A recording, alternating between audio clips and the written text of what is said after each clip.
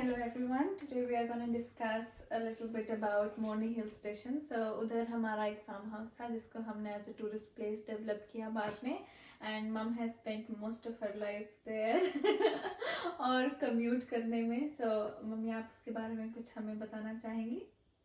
इस मोरनी के बारे में तो बेटा बहुत सारी बातें हैं, बहुत सारी रोमांचक और रोचक बातें भी जीवन से मेरे से जुड़ी हुई हैं. लेकिन मैं यही बताना चाहूँगी आपको कि चंडीगढ़ से तकरीबन 42 किलोमीटर दूर जो है वो मोरनी है और विद इन रीच है. हरियाणा के लोगों के लिए इकलौती अपनी हरियाणा की विरासत है पहाड़ियों में और हरियाणा हिमालय फुटेज में ये काउंट होती है और बहुत ही खूबसूरत जगह है जहाँ दो बड़ी बड़ी लेक्स हैं, हरियाणा टूरिज्म के कॉम्प्लेक्स हैं और वहीं पे हमारा मेहर कला ठिकाना के नाम से एक आर्ट गैलरी भी है और जिसे हमने अब टूरिज्म के फॉर्म में कन्वर्ट कर दिया. वैसे हो सकता है कि मैं इन सब चीज़ों के बारे में ऑलरेडी जानती हूँ क्योंकि मैंने आपके साथ अपनी पूरी लाइफ स्पेंड करी है, बट दर्शक भी इस चीज़ से कुछ ना कुछ सीख ले सकते हैं. आपने आर्ट गैलरी के रूप में क्यों डेवलप किया उस प्लेस को इनिशियली?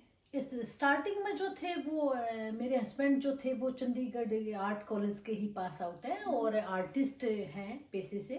सो कहीं ना कहीं उनके जहन में एक चीज़ थी कि मोरनी बहुत खूबसूरत चीज़ बताई और जब वो वहाँ पे गए तो उन्हें बहुत ही अच्छी लगी और उन्होंने कहा कि भाई यहाँ मैं एक पहाड़ खरीदना चाहता हूँ. सो मिलजुल के हमने सब ने एक पहाड़ खरीदा और फादर भी हमारे आर्टिस्ट थे तो बाद में उन्होंने भी बहुत कुछ उसको आगे डेवलप करने में कंट्रीब्यूट किया, साथ दिया और एक अपने तरीके से उन्होंने कहा कि इसे एक आर्ट गैलरी फॉर्म में चलो हम आपके साथ काम करके और इसे एक आर्ट के रूप में बनाते हैं. ऐसा पापा को क्या अच्छा लगा उस जगह में कि आप कह रहे हैं कि उनको बहुत सुंदर जगह लगी एंड लाइक एक हिल स्टेशन के रूप में? ऐसे तो मसूरी है और लद्दाख है और ऐसी अलग अलग हिल स्टेशंस भी हैं. उनसे कैसे डिफरेंट लगा उनको? मैं बताती हूँ थोड़ा सा. जो उनका एक लक्ष्य था कि जब आप लोग छोटे छोटे थे तो वो मुझे एक art gallery Roerich art gallery दिखा के लेके आए थे जो हिमाचल में है. सो उस आर्ट गैलरी को जब मैंने देखा और अच्छा लगा, शोभा सिंह की काफ़ी कुछ पेंटिंग्स वहाँ पापा ने मुझे दिखाई कि भाई ये देखो और मुझे अच्छा लगा. सो उसी तर्ज पे जब मलिक साहब ने मुझे कहा आपके फादर ने कि भाई हम भी एक बना सकते हैं तो मेरे माइंड में स्ट्राइक किया कि यस हम भी इस अपनी जगह को एक आर्ट फॉर्म में डेवलप कर सकते हैं. सो क्योंकि हमारे पास स्पेस बहुत ज़्यादा था और जो गैलरी हम देख के आए थे वो तो एक छोटे से प्लेस पे, बाद में तो वो आज के दिन तो वो बहुत कमाल की चीज़ बनाई हुई है. यस हमारे जो क्या कहते हैं प्राइम मिनिस्टर थे वाजपेयी जी, वो वहाँ पे उन्होंने विजिट किया और उसके बाद तो उसका स्वरूप ही अलग चेंज हो गया. सो पापा के जहन में कहीं ना कहीं था कि भी मेरे पास ये स्पेस है तो मैं भी इसे एक आर्ट फॉर्म में डेवलप कर सकता हूँ.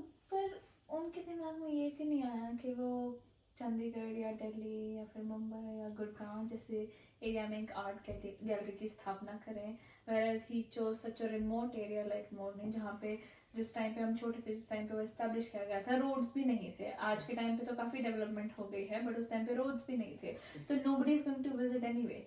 तो पर फिर भी उनका विजन इतना आगे तक का कैसे था उस टाइम में कि वो he could see through it that this would become like a very important and vital place for artists. तो वो कैसे उनके दिमाग में आया?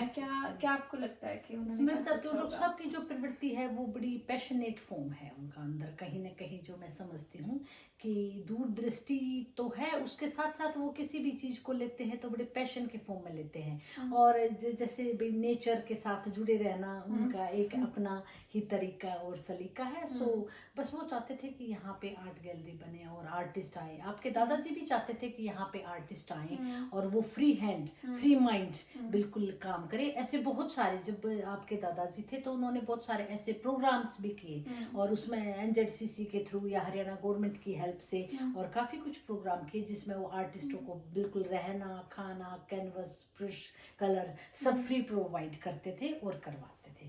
तो एक ऐसी मिली जुली भूमिका आपके दादाजी का भी रोल बहुत अहम रहा और पापा का तो बहुत ही जीवन भर का वहाँ पे संघर्ष भी रहा काफ़ी कुछ और उन्होंने एक पैशन के फॉर्म में उस जगह को डेवलप किया.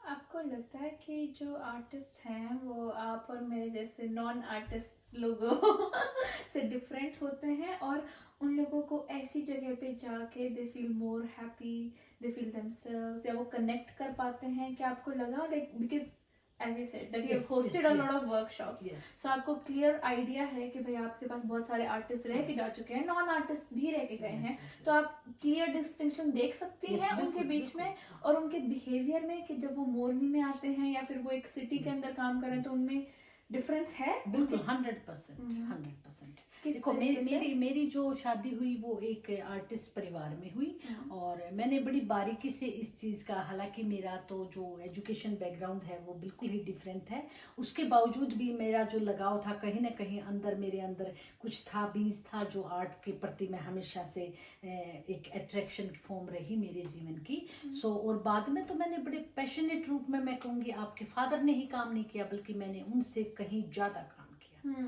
और बिल्कुल आज भी मैं पेंटिंग और उनसे इतना जुड़ा, और कितने आर्टिस्ट हमारे पास आए और उन सब से मेरा मेल जोल का भाव, और जो मुझे उनके साथ मिलके जो उनके सेवा भाव या काम करके उनके साथ उनकी पेंटिंग को देख के उनके साथ वर्कशॉप में किस तरीके से वो एक अलग जीवन ही उनका होता है, अलग सोच और अलग दृष्टिकोण एक आर्टिस्ट का होता है, ये मैंने बखूबी महसूस किया. वो बहुत ही आत्मा से अपने आप में जुड़े हुए होते हैं और अपनी ही एक उनकी दुनिया होती है, लेकिन बहुत ही पॉजिटिव सोच के होते हैं.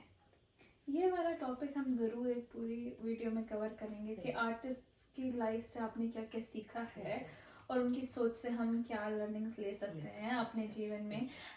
बट आगे चलते हुए मॉर्निंग के टॉपिक पे, जो कि मेहर कला ठिकाना आपने पहले as an art gallery establish किया, उधर workshops and everything you did, फिर लेटर ऑन आके उसको आपने as a tourist place open कर दिया सारी दुनिया के लिए. Yes, yes. सो उसको करने का क्या कारण था? यस, देखो ये बेसिकली बेटा बात शुरू हुई, एक आर्ट गैलरी फॉर्म हो गई और उस पर हम धीरे धीरे जैसे जैसे चलते रहे, काम करते रहे, लेकिन एट लास्ट आपके दादाजी के जाने के बाद हमने महसूस किया जो आपके दादू का जो सपना था वो ये था कि आर्ट और कल्चर रूट तक जाए. रूट तक जाने का फिर एक ही तरीका मैंने और डॉक्टर साहब ने सोचा कि भाई यहाँ पे जो एजुकेशनल टूर लेके आया जाए, हम कैंप लगाएं यहाँ पे बच्चों के, हम स्कूल्स में, कॉलेज में, यूनिवर्सिटी में अप्रोच करें कि इस तरीके से आप हमारे पास स्टूडेंट्स भेजिएगा जो हमारे साथ एक वर्कशॉप के रूप में काम करेंगे. उस मीन टाइम में हम क्या करते थे, सीनियर आर्टिस्ट को भी बुला लेते थे, जैसे 10 या 5 हमने सीनियर आर्टिस्ट की वर्कशॉप रखी और साथ में किसी एक स्कूल, इंस्टीट्यूट या कॉलेज को हमने पैचअप किया. उसमें आर्टिस्ट काम करेंगे, बच्चे लाइव देखेंगे और फिर साइड बाय साइड बच्चों का भी class time to time learning part हमने चलता चला गया. How difficult was it for you to approach those institution and उनको on board करना, उनको लेके आना, and मतलब आपकी अप्रोच क्या रही है? आपका उसमें क्या स्टेप्स रहते थे? यस बेटा, बहुत ही आपने बढ़िया क्वेश्चन किया है. ये एक इजी प्रक्रिया नहीं थी, बहुत ही डिफिकल्ट टास्क रही हमारे जीवन का. तकरीबन आप ये लगाओ कि इस पे हमने बहुत डीप होमवर्क किया. इवन हम पर्सनली जा के भी इंस्टीट्यूशन से 2 बार 3 बार 4 बार मिलते और उन्हें बताते कि एक इस तरीके का काम हमने शुरू किया है. और लोग, ऐसी बात नहीं है कि कहीं ना कहीं आपके दादाजी को भी रिकग्नाइज करते थे और इवन मुझे भी रिकग्नाइज करते थे कि कहीं ना कहीं भाई जैसे ये लोग काम कर रहे हैं तो नो डाउट आर्ट के फील्ड से इनका बड़ा गहरा नाता है, तो वहाँ जाना उनके इंस्टीट्यूशन और उनके बच्चों के लिए बहुत ही फ्रूटफुल रहेगा. सो इसमें मैं कहती हूँ हमारा योगदान के साथ साथ जो एक समाज का योगदान या इंस्टीट्यूशन का योगदान या जो हमारे सराउंडिंग में हमारे लोग थे उनका योगदान भी बहुत ज़्यादा रहा. कभी आपने पेरेंट्स का कोई फीडबैक लिया कि जब बच्चा आपके साथ वर्कशॉप करके गया या फिर 7 डे का ट्रिप करके गया, so many times. उसके बाद लाइक पेरेंट्स का क्या फीडबैक रहा है? पेरेंट्स का इवन मेरे टूर के दौरान भी आ जाते थे फीडबैक्स. जैसे बच्चा पहले दिन आता है तो हर पेरेंट्स टच में होता है. जैसे मैं, आप लोग टूर पे जाते थे तो मैं इमीडिएटली शाम को इवनिंग टाइम में या वेरी नेक्स्ट डे आपसे फीडबैक लेते थे कि आप स्पोर्ट्स एक्टिविटी पे गए हुए हो, आपके साथ कोई दिक्कत, कोई घटना, कोई बात, ये ऐसे पेरेंट्स. तो ट्रिप के टाइम पे भी बहुत सारे बच्चे ऐसे होते थे, मैम मेरी मम्मी बात करना चाह रही है या मेरे फादर या मेरी बड़ी दीदी बात करना चाह रही है, तो फीडबैक तो बेटा वहीं की वहीं आ जाता था. और उसके बाद जाके जब बच्चे अपने पेरेंट्स से मुझे इंट्रोड्यूस कराते थे कि मैम हम घर पहुंच गए हैं, मेरी मम्मा से बात करें, मेरे पापा से बात करें, और फिर जो पेरेंट्स बात करते थे तो वो एक बहुत ही आत्मीयता से, और उससे फीडबैक मुझे कभी ऐसा स्पेशल लेने की जरूरत ही नहीं पड़ी. वो तो टूर के टाइम पर भी मुझे वेरी नेक्स्ट डे ही मिल जाता था. और जब लंबे टूर होते थे 5 दिन के, 3 दिन के, 7 दिन के, तो उनमें तो 2-3 बार तकरीबन कई बच्चे मेरे से बात करा देते थे कि मम्मा, पेरेंट्स भी कहते थे कि जी बहुत अच्छा लग रहा है हमारे बच्चे को। सबसे बड़ी चीज देखो बेटा होती है सुरक्षा। किसी का भी बच्चा हो, वो मेरा हो या किसी का हो, उसके लिए सेफ्टी पहलू सबसे जरूरी चीज है। और इस चीज पे मैंने कभी भी कोई भी कोताही किसी भी लेवल पे भी नहीं बरती। ना ही अपने एम्प्लॉइज के लेवल पे मैं भरोसा छोड़ती थी, ना ही मैं किसी अदर्स पे, और ना ही मैं आने वाले जो फैकल्टी मेंबर्स या अदर होते थे उसके बावजूद भी मैं खुद पर्सनली अटेंशन देती थी, बिल्कुल अटेंटिव हो जाती थी उस टाइम पे कि जब तक मेरे प्रांगण में बच्चे हैं या जो भी है, सुरक्षा की पहली जो गारंटी रहेगी वो मेरी रहेगी। क्या आप रिफ्लेक्ट कर सकते हो कुछ ऐसे स्टेप्स के ऊपर जो आपने ठोस स्टेप्स लिए हैं टू इंश्योर के सेफ्टी रहे बच्चों की 24/7 जब तक वो आपके एरिया में है, आपके उसमें है? सबसे तो आपके क्या स्टेप्स? सबसे पहले तो हम इंस्टीट्यूशन को कहते थे कि आप इंश्योरेंस कराइएगा। Okay. घटना और दुर्घटना बेटा कभी भी कह के नहीं आती, क्योंकि ऑन द वे मॉर्निंग कहने और सुनने में ऐसा लगता है कि हरियाणा के नजदीक है, पहाड़ों की तो हम कल्पना ही नहीं कर सकते, जबकि इनफैक्ट जब हम मोरनी हिल्स में एंटर करते हैं तो हमें लगता है कि ये तो हरियाणा का पार्ट हो ही नहीं सकता। इवन ऐसी मेरे पास अनंत बार फीडबैक्स आई।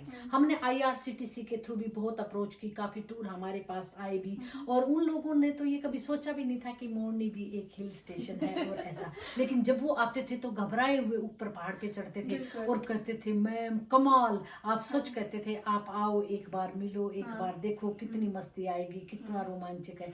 तो बेटा मतलब बहुत सारे एक्सपीरियंसेस हैं। आप कहो किसी एक पे, जैसे मैं कोई भी आप चाहो तो मैं शेयर कर स्टेप्स सकती में हूँ। जो मेन स्टेप रहेगा वो है इंश्योरेंस करवाना। यस, इंश्योरेंस करवा के बच्चे को भेजा जाए। And then how do you make sure कि बस जो है वो सेफली आए? यस और वो सब चीजें आप कैसे उसके पास, उसके लिए हम जैसे जो हमारे 3-4-5 बार जो हमारे पास लेके आए, जैसे यूनिवर्सिटी के टूर आते थे तो वो बड़े एक्सपीरियंस होल्डर ड्राइवर हमारे पास भेजते थे। ठीक है, वैसे तो हर इंस्टीट्यूशन का बेटा नजरिया यही होता है कि बच्चा सेफली जाए और सेफली आए। उसके बावजूद हम भी रिकमेंड कर देते थे कि भाई अगर आपको पहली शर्त, मैं किसी भी इंस्टीट्यूशन के हेड को जब भी टूर का हमारा फाइनल हो जाता था तो पहली शर्त यही कहती थी कि सर कभी भी कोई भी पुरानी बस नहीं बेचना। ऐसे एक्सपीरियंस मेरे मैं कहना चाहूंगी कि कई 2 बार, तकरीबन 2 बार ऐसा स्पोर्ट्स स्कूल राई के साथ हुआ कि जो बस उनके पास थी वो वही बेच देते, स्कूल की बस जो, और उस बस ने बेटा दोनों बार, वैसे तो 3-4 बार 5 बार जितने भी, दोनों बार खराब होना ही होना। और वहां से फिर हम कैसे कैसे अपनी थार में या वहां लोकल टेम्पो करके, लोकल व्हीकल करके, लोकल टैक्सी करके लेके जाते और बच्चों को वहां तक और उनके लगेज को लेके आते। बहुत ही डिफिकल्ट रहते थे वो, लेकिन फिर भी कोई बात नहीं, ये सब अरेंज होता चलेगा। बट फिर भी हम इंस्टीट्यूशन को ये मैं कहती थी कि बस नई होनी चाहिए, ड्राइवर एक्सपर्ट होना चाहिए। अगर ये चीज आप नहीं ध्यान रखोगे तो देन यू आर रिस्पॉन्सिबल। और उसके बावजूद भी हम भी रिकमेंड कर देते थे कि जो हमारे पास तकरीबन इतने टूर लेके आया है उसके कम से कम, मैं तो बिल्कुल साधारण भाषा में भी कह देती थी, भाई उस ड्राइवर के हाथों में जमीन या आने जाने का रास्ता उसके माइंड में सेट है, जमीन लगी हुई है, उसे पता है किस मोड़ पे किस तरीके से कैसे। सो कहने का आशय कट शॉर्ट करें हम बात को, तो बेटा यही कहना चाहूंगी कि सुरक्षा के जितने भी आयाम हैं उनसे मैं बिल्कुल स्पेशली रूबरू करा के एक मीटिंग में इंस्टीट्यूशन के हेड को या टूर इंचार्ज को जरूर आती थी।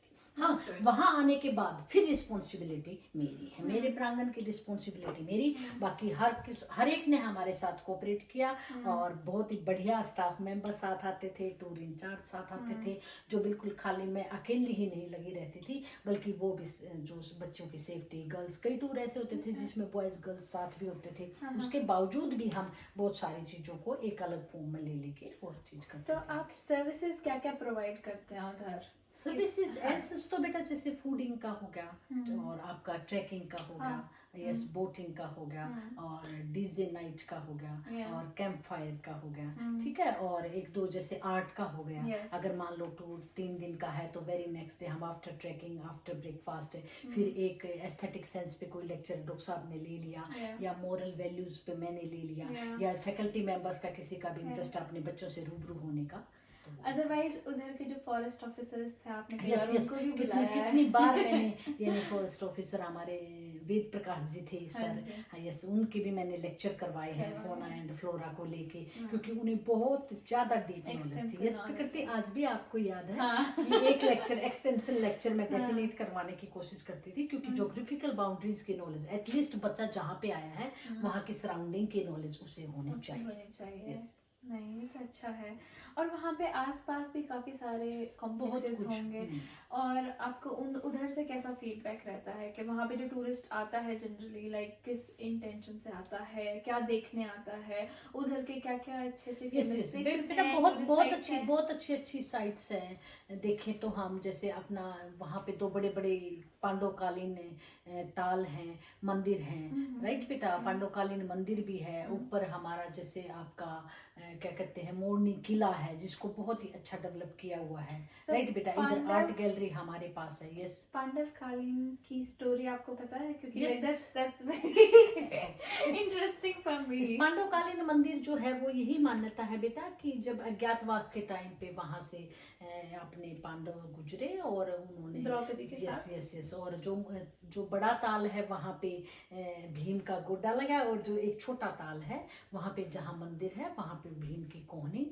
और अब ये जो भाई अपने एक जो धार्मिक जो स्टोरी है वो story उस बताइए। वो यस अज्ञातवास के टाइम की कि ये Yeah. उन्हीं से तभी वो पांडवकालीन और मंदिर। आपने कभी कभी मगरमच्छ भी देखे हैं उस ताल में? हाँ, बहुत बहुत सो मैनी टाइम्स। मैंने नहीं देखा है आज तक।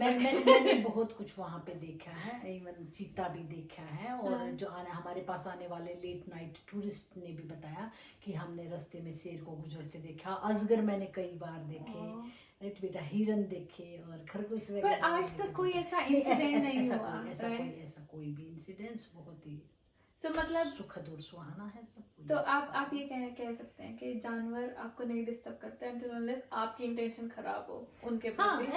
ऐसा कुछ भी, ऐसा कभी कोई हादसा हमने सुनने में और नहीं आपको है। कितना टाइम हो गया उधर? तकरीबन business तकरीबन करते हुए? हमने रहते वहाँ 22 साल हो गए, और बहुत काम किया, बहुत ज़्यादा काम किया That's good. इस टूरिज्म को डेवलप करने में। एक आर्ट गैलरी के फॉर्म से लेके चले थे, और धीरे धीरे वो एक well developed tourism That's form good. पे हमने काम किया। आई थिंक आज हमने काफ़ी कुछ सीखा कि कैसे एक नई प्लेस को हम डेवलप कर सकते हैं, कितना संघर्ष होता है, बट हम लोग इस चीज़ के बारे में और डिस्कस कर सकते हैं। एक सीरीज लेके आते हैं हम इस टॉपिक के ऊपर, क्योंकि हम काफ़ी कुछ सीख सकते हैं। और जो न्यू एंटरप्रेन्योर्स हैं आज के टाइम पे, बहुत सारे इंडियंस हैं जो कि एंटरप्रेन्योरशिप की तरफ जा रहे हैं, एंड एम्प्लॉयमेंट एंड जॉब को वो लोग अब साइड करने लग रहे हैं थोड़ा थोड़ा। टूरिज्म तो बेटा बहुत ही अच्छा एक बिजनेस है, so I think there will be a lot to learn. और मोरनी एक ऐसी जगह है जहाँ उसको जितना भी डेवलप किया